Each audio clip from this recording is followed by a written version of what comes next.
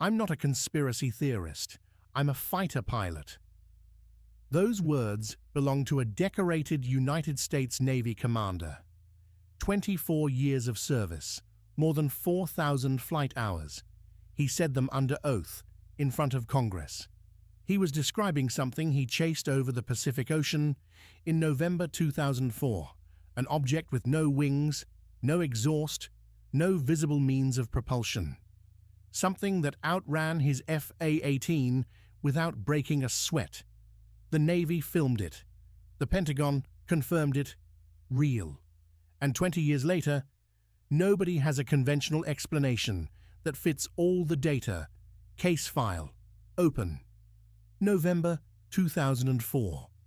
The USS Nimitz Carrier Strike Group is running routine training exercises off Southern California.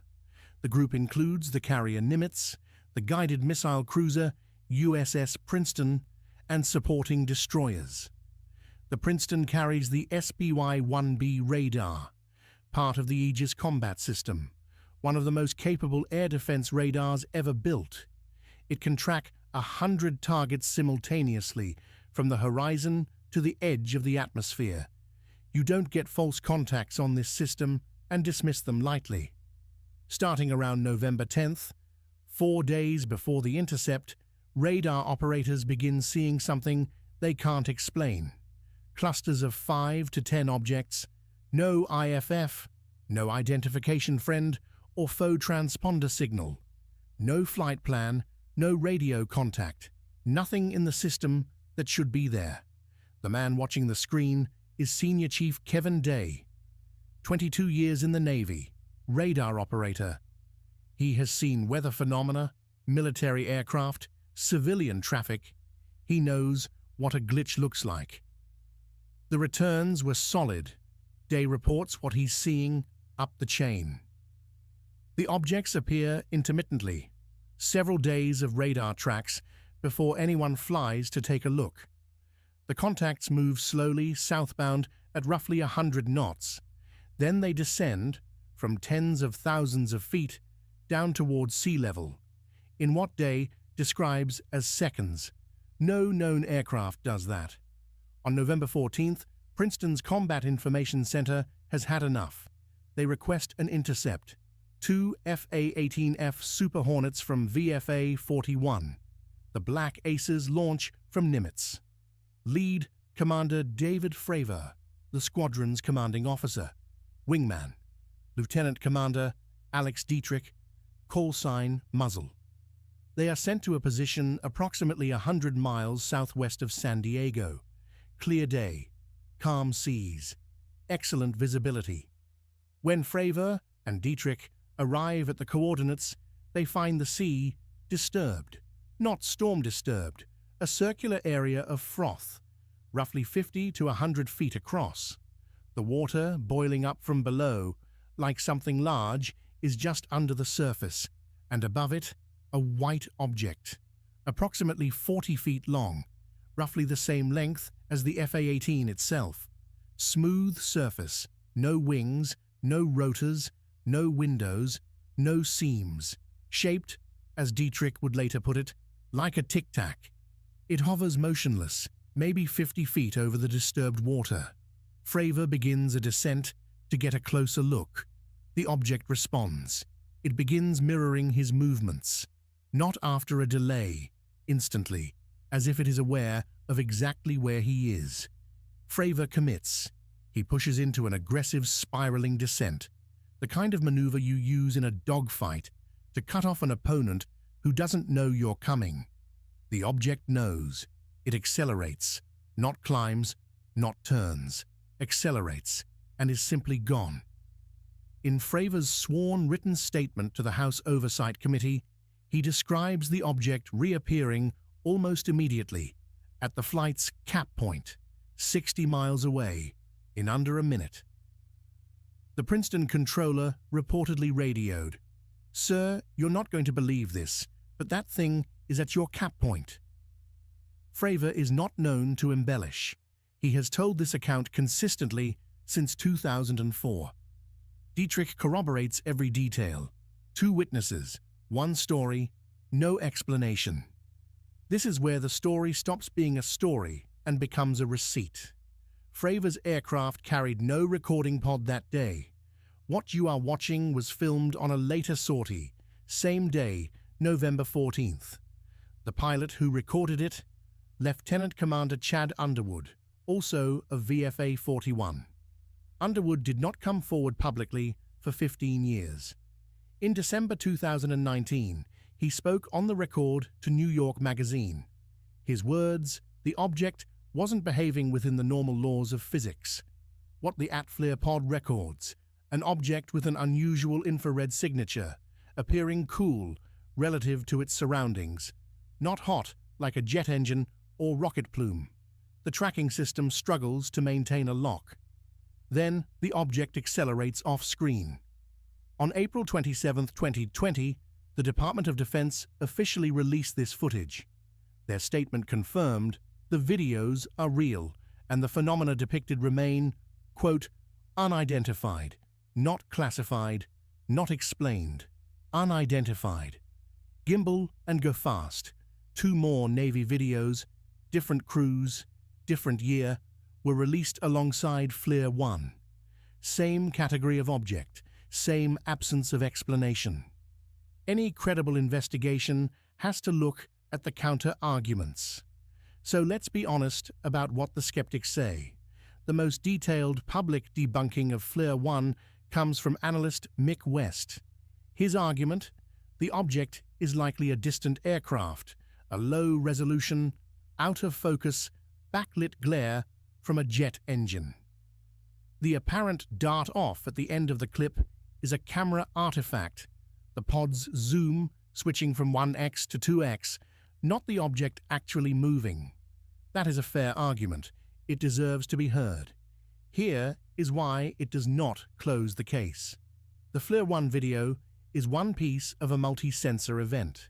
The USS Princeton's SPY-1 radar tracked these objects over several days. Not one clip, not one moment. Multiple trained operators on multiple platforms all saw the same thing.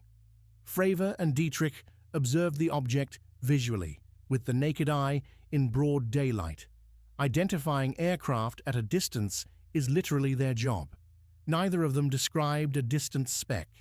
They described something 40 feet long, hovering 50 feet above the water, that responded to Fravor's maneuvers in real time. No proposed mundane explanation accounts for all of this simultaneously. The multi-day radar returns, the visual encounter at close range, and the video. The skeptical arguments are worth knowing. They do not explain the full record. The Nimitz encounter did not become public until December 16, 2017. That day, the New York Times published an investigation revealing AATIP, the Advanced Aerospace Threat Identification Program, a classified Pentagon effort that ran from 2007 to 2012, funded at roughly $22 million. The FLIR 1 gimbal and Go Fast videos leaked alongside that story.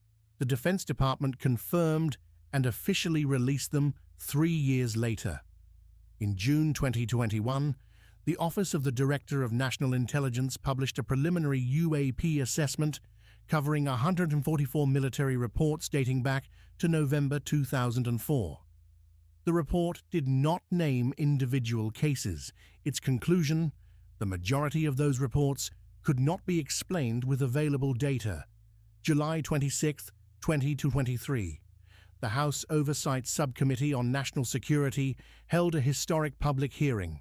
3 witnesses, under oath. Commander David Fravor, the Nimitz intercept pilot, 20 years after the fact. Ryan Graves, an active FA-18 pilot, reporting near-daily UAP encounters by Navy aviators. David Grush, a former intelligence officer making extraordinary claims about classified programs. We are not here to adjudicate Grush's claims today. What matters for this case? Fravor repeated everything, every detail, under penalty of law, before the United States Congress. One thread we flag for transparency. Multiple witnesses, including Gary Voorhis, an Aegis technician aboard Princeton, and Senior Chief Day, have claimed that after the encounter, unidentified personnel arrived by helicopter and collected radar recordings, hard drives, and communications logs. This is disputed by other shipmates. There is no documentary confirmation. We are not claiming it happened. We are telling you it is claimed, and it has never been explained. Here is where the file stands. Confirmed. Multiple military radar operators tracked anomalous contacts over several days before November 14th. Commander Fravor and Lieutenant Commander Dietrich visually observed an unknown object in broad daylight at close range and corroborate each other's accounts. Lieutenant Commander Underwood filmed the FLIR 1 video the same afternoon. The footage is authentic, confirmed by the Department of Defense. The phenomena remain officially unidentified. Unknown.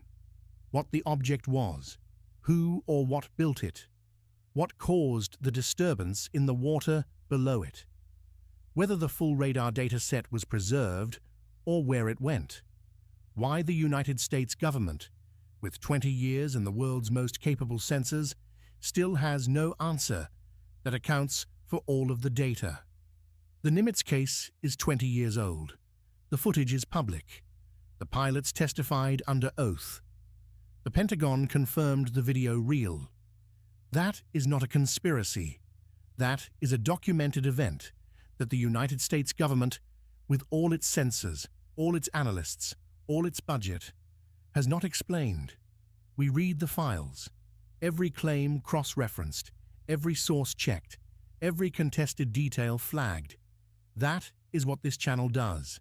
Not because we know what the tic-tac was, because the truth, whatever it is, deserves to be investigated properly. Declassified, investigated, filed. Subscribe. The next case is already open.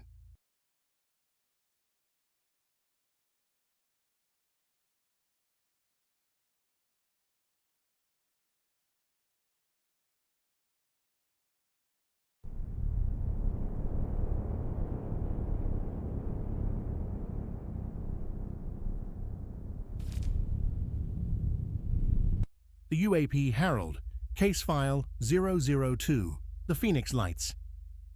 I'm a pilot. I know just about every machine that flies. It was enormous, and it did not look like any aircraft I had ever seen. Those are the words of the governor of Arizona.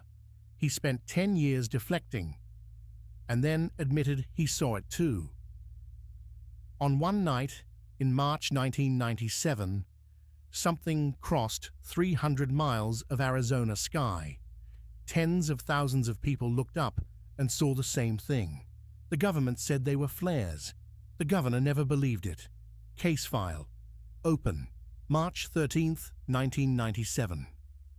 Clear desert night. Just before 7 p.m., the first calls come in from Henderson, Nevada. A formation of lights arranged in a V, moving slowly south.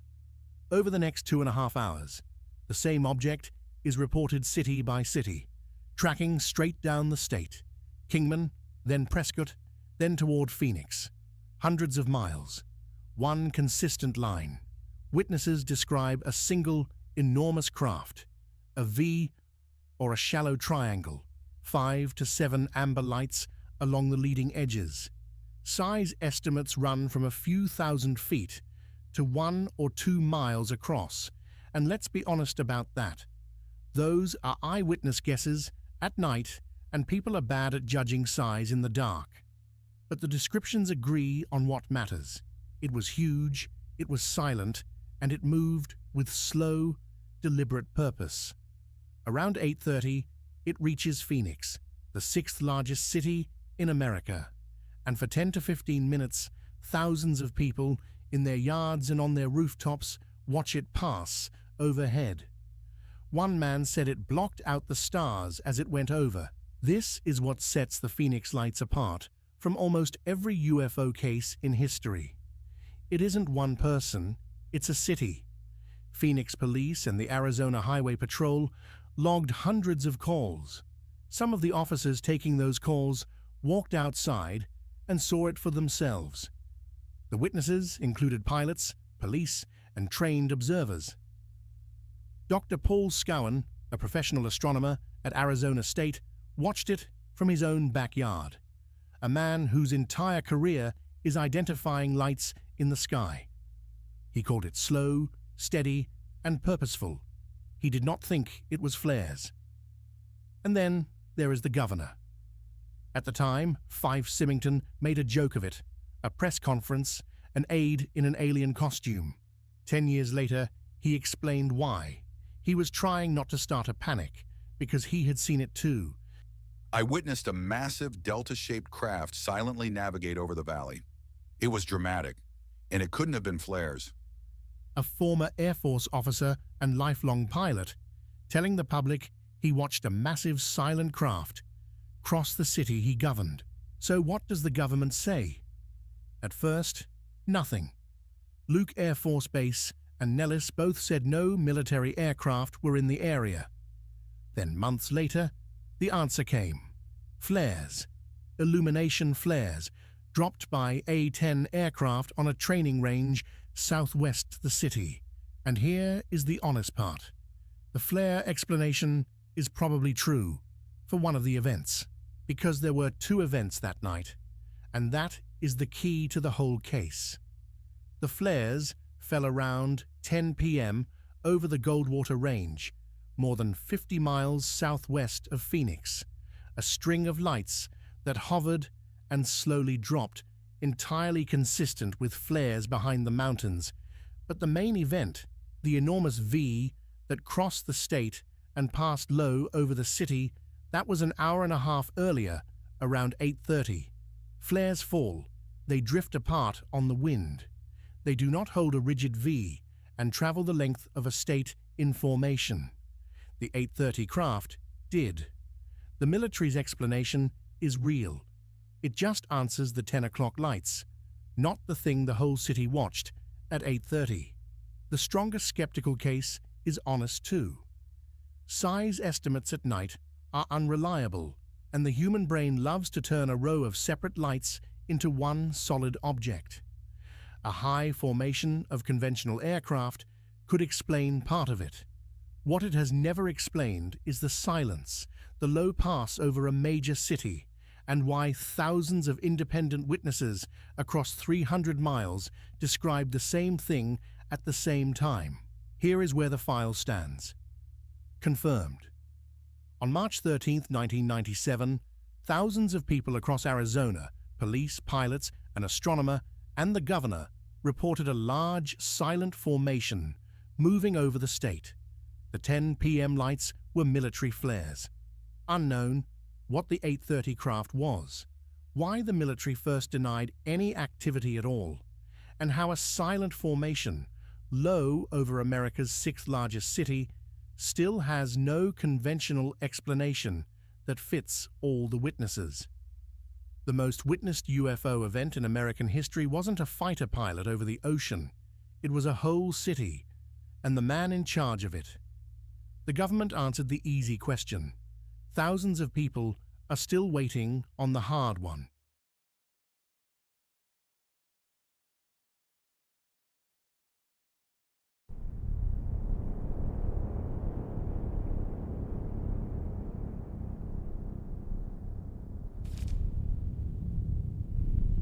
The UAP Harold, case file 003, Skinwalker Ranch. The Defense Intelligence Agency does not investigate ghost stories. It tracks foreign weapons, missiles, submarines, the hardware of other governments. So here is the question this file exists to answer. In 2008, the Defense Intelligence Agency signed a multi-year contract, funded up to $22 million, and part of that money was spent turning scientific instruments on a 480-acre cattle ranch in Utah. Not a missile site, a ranch. The wildest stories about that ranch, the orbs, the creatures, the thing they say followed the investigators home, are not why this case matters. They can't be proven, and we'll show you how thin they are. What can be proven is the paper trail, who kept buying this land, who they sent to study it, and what the government wrote down. Follow the money. Case file open. Start with the land. Because the strangeness did not start with a television show. The Winter Basin sits in northeastern Utah, near Ballard and Fort Duchesne, on the edge of the Ute tribe's reservation, and it carried a reputation for decades. In the 1950s, a local school teacher, Joseph Jr. Hicks, catalogued hundreds of UFO reports from his own neighbors. In 1974, a Utah state plant scientist, Frank Salisbury, published a book on the wave of sightings. The basin's reputation is older than anyone in this story. Now, the name.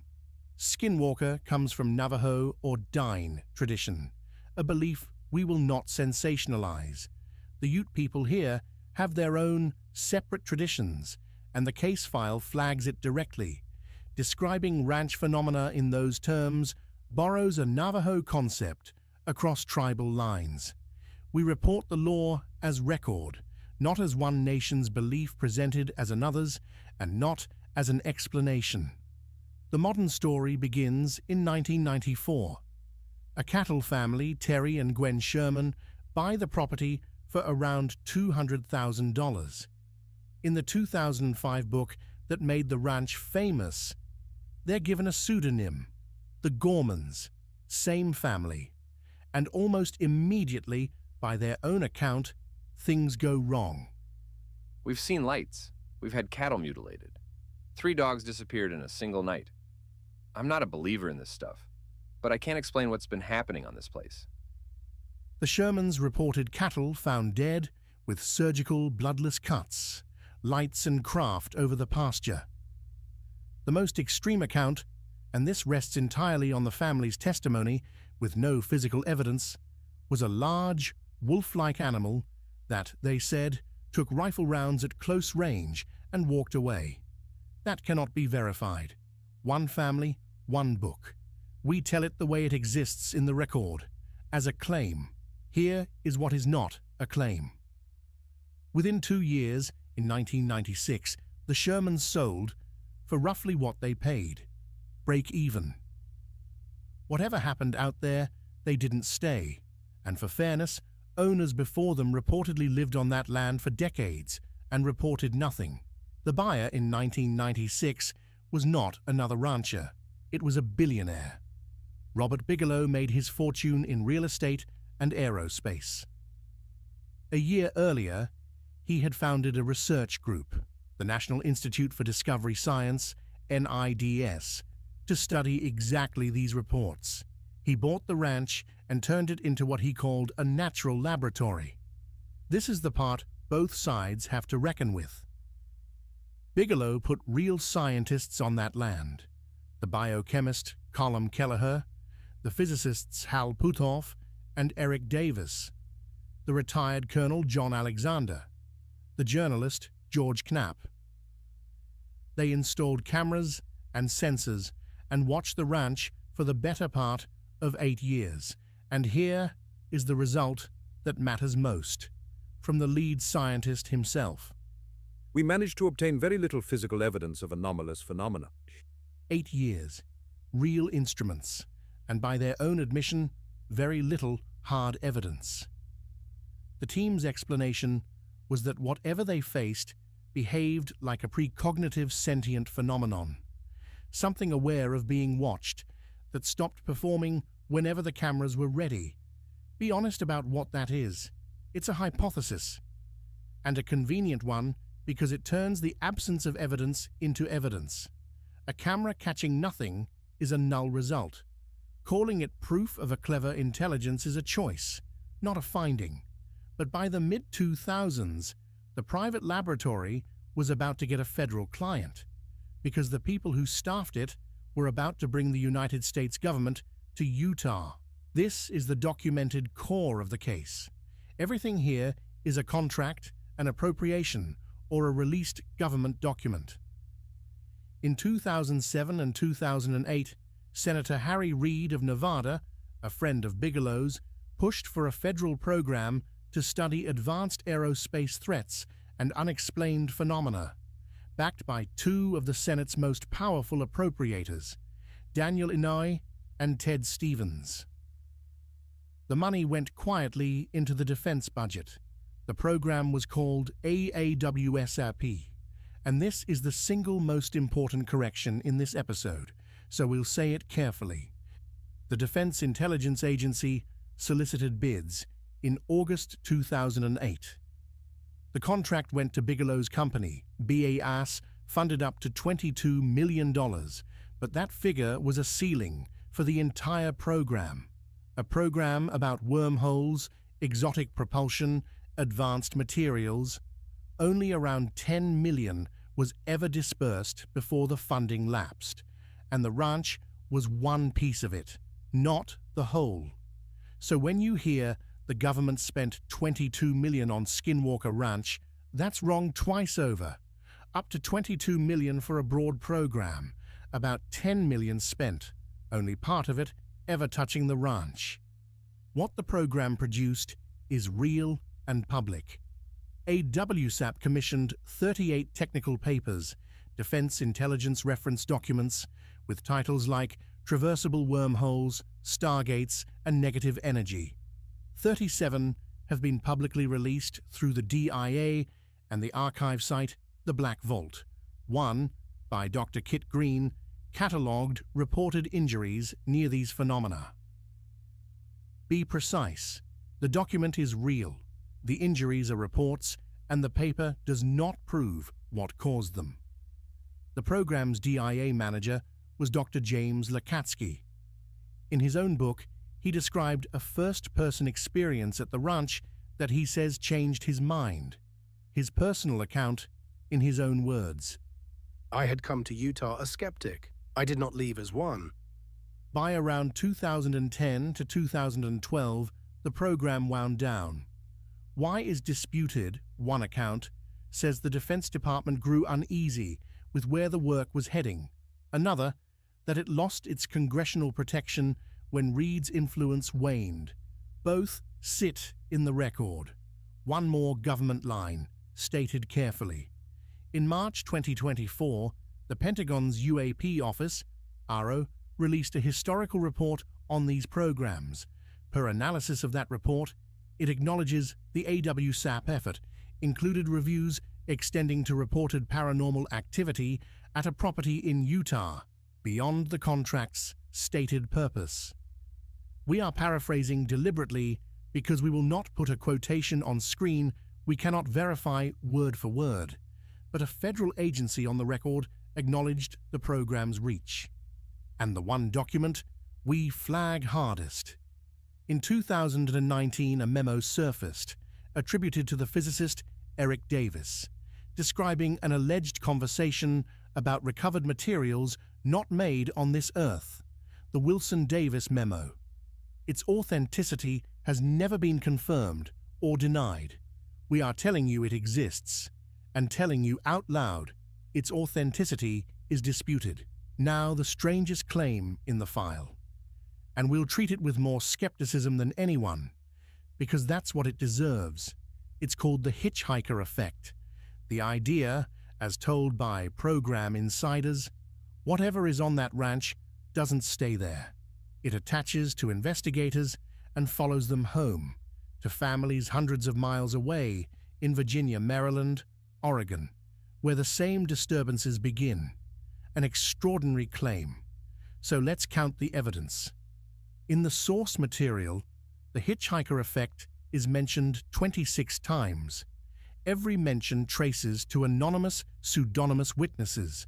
20 of the 26 trace to a single book, and exactly one is a primary witness independent of that book, Robert Bigelow himself, in a 2021 interview. It followed people home. It attached itself to certain individuals and their families. That's the part nobody wants to talk about. That is the high watermark of the evidence. One man on the record. Everything else is a pseudonym in a book. There's a medical version too, that investigators and families develop serious illnesses they blame on exposure. Separate two things. The diagnoses may be real, The claim a ranch caused them is unestablished, called a statistically impossible cluster, with no published statistics behind the word impossible.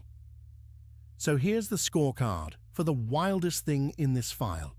26 mentions, 1 independent witness, 20 from 1 book, 0 physical evidence. We're not saying it didn't happen, we're showing you exactly how little weight the record can bear. We give the skeptics the floor, because here they have a strong one: the orbs.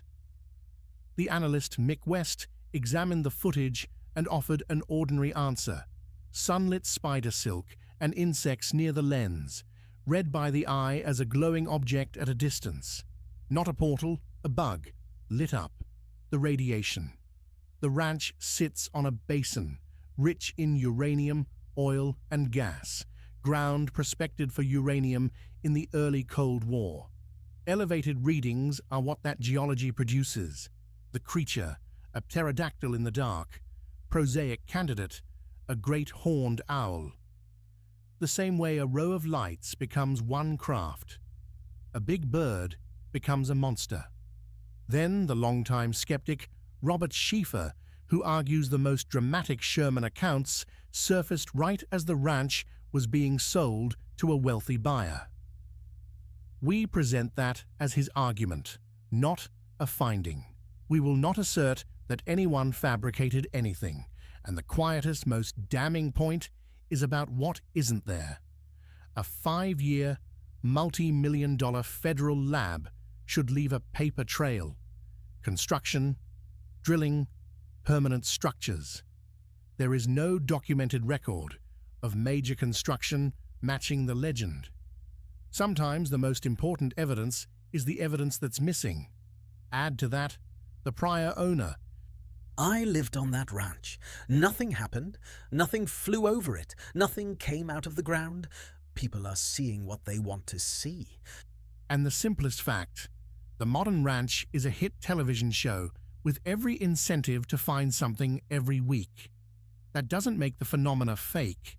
It does mean a healthy viewer keeps one hand on their wallet, which brings us to now. In 2016, the ranch sold again to Brandon Fugel, a prominent Utah real estate executive who bought it quietly through a company called Adamantium Real Estate for a reported $500,000. For 4 years, the owner was a mystery. Then, in 2020, Fugel revealed himself and put the investigation on the History Channel. We'll be straight about Fugel, because he may well be watching. By every public account, he is a serious businessman who has brought modern instruments to the ranch: radar, ground-penetrating radar, drones. The phenomena on his program are documented on camera and also not independently replicated or peer-reviewed. Both are true. One lead investigator is the astrophysicist Dr. Travis Taylor. For the record, in 2022, the journal Science noted his television work raised questions about objectivity given roles he had held. We state it as the documented fact it is, and leave it there. The investigation is still running. Tonight, the documents only. The timeline: 1994, the Shermans buy the ranch. 1996, Robert Bigelow buys it. Nimitz begins 8 years of study. 2004, Nimitz winds down, having found, by its own account, very little. 2008, the DIA awards the ALSAP contract to Bigelow's company. 2010 to 2012, the federal program lapses. 2016, Brandon Fugel buys the ranch. 2017, the New York Times reveals the secret Pentagon program. 2020, the History Channel show premieres. 2024, the Pentagon's historical report acknowledges the program's reach. 30 years, 4 owners. One of them was the United States government. So let's file it honestly. 2 columns: what we know. The contract existed. The money, up to $22 million authorized, about $10 million spent. The names: Reed, Bigelow, Lakatsky, Kelleher, Knapp. 38 technical papers. A defense intelligence agency that turned real instruments on a Utah ranch for years. All documented. What we do not know, whether a single reported phenomenon out there is real. What, if anything, lies under the mesa the radar keeps flagging, and whether the hitchhiker effect is anything more than a story shared among the people who told it. The government's interest is a fact. What that interest found is not. Here is where the file stands. We came to Utah for the money trail. We followed it past a ranch family who sold at a loss and left. Past a billionaire who studied the land 8 years and admitted he found very little. To a government that signed a contract, authorized up to $22 million, sent its people to a cattle ranch, and then quietly walked away too. That is the part nobody can take from this case. Not the orbs, not the creature. The fact that the United States looked, funded it, staffed it, and never managed to close it out. So we stamp it the only honest way we can. Unresolved. The instruments are still running. The mesa still reads the way it reads. And somewhere there are documents that haven't surfaced yet. The file on Skinwalker Ranch stays open, and so do we. Part 2, when the next documents surface, the UAP Harold. Declassified, investigated, filed. This case was investigated and produced by an autonomous AI pipeline. Every document read, every claim cross-checked against the record. The truth isn't whispered, it's filed.